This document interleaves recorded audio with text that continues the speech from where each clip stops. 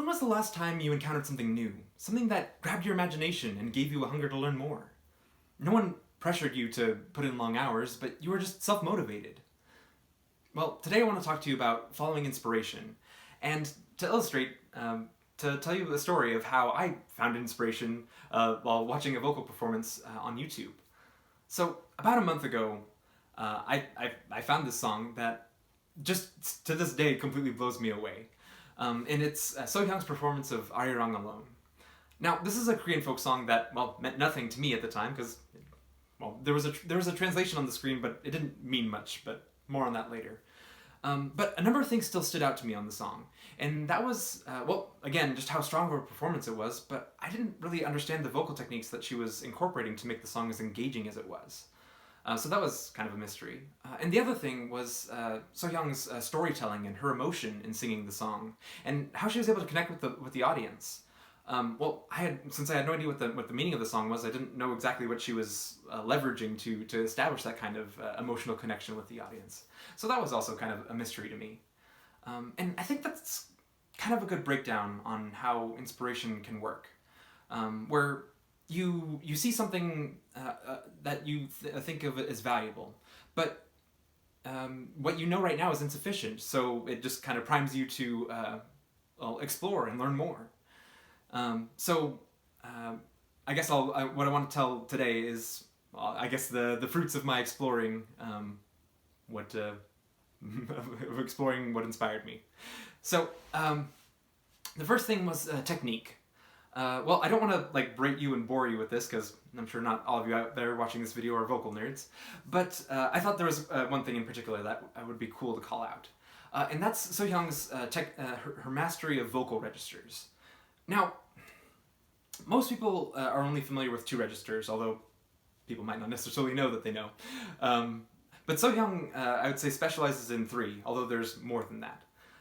But I guess to let you know, the main registers that people are familiar with are their chest voice and their head voice, or falsetto. And I guess I'll try to give you a quick demonstration.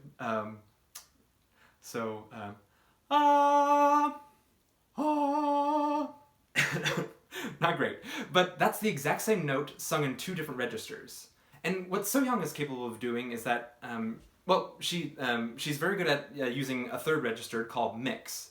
And that's incorporating your chest voice and your head voice simultaneously to blend them together to, well, have a mixed sound, I guess. She's able to, when she's deciding to sing a note, she can choose whichever register she wants to sing in and switch between those registers while she's singing very smoothly, and attack those notes exactly as she wants to. So it's, well, I guess you'd have to watch it to see it in action, but it's pretty cool to listen to. And I don't know if so yeah, I don't want to bore you with vocal techniques, but if you are interested in that kind of thing, I would recommend you check out Tara Simon Studios. A lot of the videos that she does is like a vocal coach reacts kind of video, where she'll take performances from popular artists and break down the things that they're doing right and the things that they're doing wrong. So she'll be reviewing Lady Gaga, Pink, Brendan Urie, or So Hyang. So yeah, anyway, I think that's a fun YouTube channel to check out. So, a couple final thoughts on vocal technique. And on the one hand, I feel entirely humbled by how little I know about vocal production as I continue to learn more about it. I thought, well, I'm a choir kid. I thought I was a singer, but it's almost like, well, you open your mouth and pretty noises come out, or at least that's how shallow my knowledge feels. But yeah, on the other hand, it's very optimistic because it's like, well, I don't know much now, but I can learn, and I can incorporate that and make myself a better singer. And yeah, so my ultimate takeaway from this is that, like, well, yeah, it's like, ugh, I never knew anything, but now I feel like I have more opportunity to grow as a person. So, now the other thing that I wanted to explore with this was, well, the meaning of the song. What is Arirang? As I mentioned earlier, the lyrics are in the video, they're translated, but they don't translate Arirang because there is no translation. It's a nonsensical word. There's speculation that it was perhaps originally a name of a person or the name of a hill, Well, there's a lot of talk about what it might be, but no one knows, and I don't think anyone ever will. It could just be someone liked the sound of how it sounded, and well, that happens in music sometimes. They just sing things that sound pretty. But it's a very storied song. It's estimated to be 600 years old. And over the years, by region, there's just, I think I read an article that there's 3,600 variations of the song. And as you read about the song, you can't help but also learn more about Korean history. Like from 1910 until the end of World War II in 1945, Korea was occupied by Japan. And the oppression that they suffered during that time got incorporated into the song, and it became something of a resistance anthem.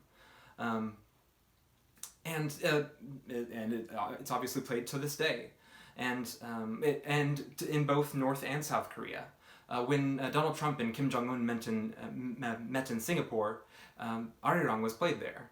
So it's also a song that's deeply important to North Korea as well. But the rendition that So Hyang chose to sing was Arirang Alone, which was written in 1990, incorporating yet another piece of Korean history, the Korean War and the separation of North and South Korea, but also the hope. It also contains a message of hope of reunification of the countries someday. And that's, I think, a good way to describe of what the song actually means, like at its core. It's something like, we have a hope, and we're going to get through this season of suffering together.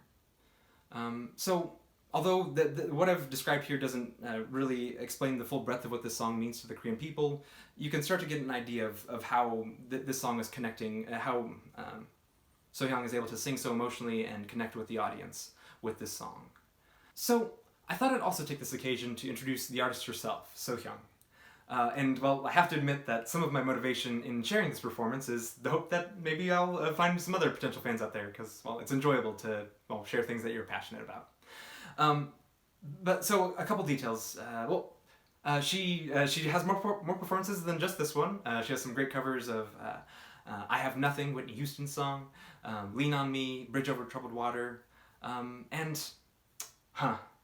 she did the singing voice for Moana in the Korean dub, so I thought that was kind of cool.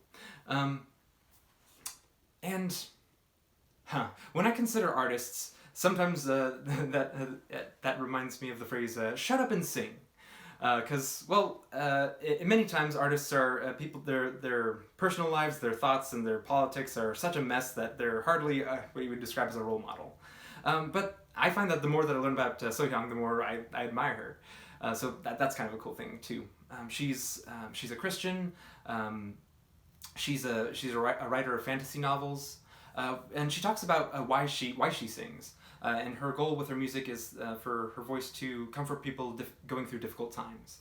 And, well, that kind of resonates with me, because that's some of my hope with this YouTube channel, that I comfort people going through difficult times. Also another thing that's kind of one of those stories that we love to hear about, humans triumphing over difficulty. She's survived uterine cancer. She was diagnosed 20 years ago, and she's taken medication to keep it at bay, and that's kind of compromised her immune system, and she's had several bouts of pneumonia. And one of her performances, You Raise Me Up, she had pneumonia at the time, and her doctor advised her not to sing for a while, but she gave the performance anyway, and it's quite the impressive performance. So that's just a little bit about So Hyang, and I guess that's basically everything that I wanted to discuss today, relating to everything that inspired me after I watched that performance of Arirang. So, I don't know, it just feels pretty cool that just after watching that one video and being attentive to what there might be there in that video, I've found more passion to learn proper vocal techniques. I've learned a little bit more about Korean history. And just a lot of other things that I feel like I've gotten out of being obsessed with this song. So, to bring this video full circle, I thought I'd ask again, when was the last time you felt inspired? And if you're seeking inspiration, I think it's not outside of your reach. If you keep a humble perspective of yourself, that there's more out there that you don't know, and you are willing to, be patient and attentive to opportunities that announce themselves to you, you'll find those invitations to be inspired. And I guess my word of caution is if you continuously ignore those opportunities for inspiration, you're more likely to learn things through the school of hard knocks. So anyway, that's all I had to talk about today. So I hope you enjoyed this video. I hope you enjoyed So Hyang. And yeah, I hope you'll like, share, and subscribe if you did like this video. So, well, I'll see you next time. Bye.